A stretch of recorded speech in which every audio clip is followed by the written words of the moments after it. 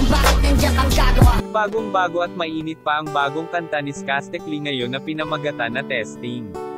Bagong pasok ng taon may pasabog na naman Skastek Lee.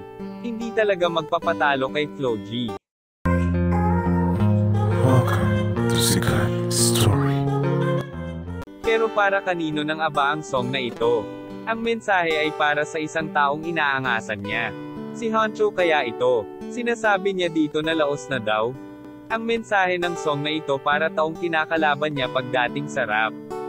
Binigyan niya ng mga words na mapanakit para lumaban. Mga words na pagyayabang. Tinamaan kaya ang kanyang mga gustong patamaan. Basahin natin ang comment.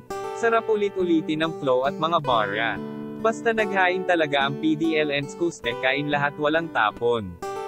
Sobrang sarap sa tenga. Never naging offbeat kit pa sa lahat ng rhyme. Skastek Lee na yan sa lahat ng member ng XB si Skastek ang pinakamasakit at pinakamabigat magbitaw ng lyrics. The best talaga to pag si Skastek na ang bumoses walang tapon. Halos lahat sarap pakinggan. Kaya idolo siya ng marami. Magkaiba boses niya kapag di masyadong gumamit ng autotune. Trap King nag-boom bap. Tanji na sobrang lumiliyab. Sunog na naman mga speaker sa inuman neto sa Solid.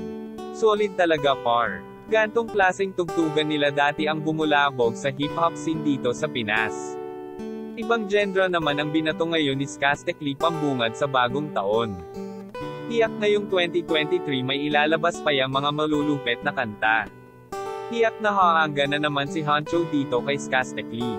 Sana ay bumalik na si Honcho sa X-Battalion para lalong lumakas sila. Comment kayo sa reaction nyo dito. Yan lang ang mainit na chika natin ngayon. Halina't mag-like, share and subscribe. Thank you.